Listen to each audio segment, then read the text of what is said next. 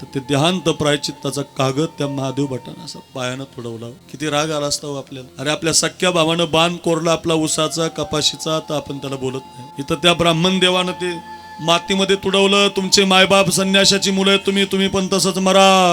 काही शब्द कठोर आहेत ना, तरी सुद्धा माऊलीनं राहावं. पोटात भूक लागली, गावातली मुलं देत नसायची म्हणून मुक्ताबाईसाठी गावात गेले. तर एका मावशीला दह्या आली. माऊलीच्या झोळीमध्ये पीठ टाकलं तिनं, माझ्या मुक्ताबाईचं पोट भरेल म्हणून निघाले. अर्ध्या रस्त्यात आले तर विसोबा आडवा आला. ज्ञाना कशाला आलताच गावात, किती वेळा सांगायचं गावात यायचं नाही म्हणून, तरी संन्याशाची मुलं तुम्ही बाटून टाकलं आम्हाला. काका माझ्यासाठी नव्हतं आलो काका, काका माझ्या दादासाठी नाही, आम्ही अजून 2-4 दिवस उपवाशी राहू का. पण आमच्या मुक्ताचे गालं खूप खाली गेले हो, खूप भूक लागली हो माझ्या बहिणीला. एवढं एका भाकरीचं कोरांना चालवले, पीठ चालवले, मला एवढं नेऊ द्या असं म्हटल्यावर एखाद्या दगडाला दया येईल हो. त्या विसोबाला दया येत नव्हती. माऊलीच्या काखेतली जोडी खाली घेतली हो दादांनो. त्या जोडीमधलं पीठ मातीमध्ये टाकून दिलं. मातीमध्ये पडलेलं पीठ पायानं माती मिक्स केलं.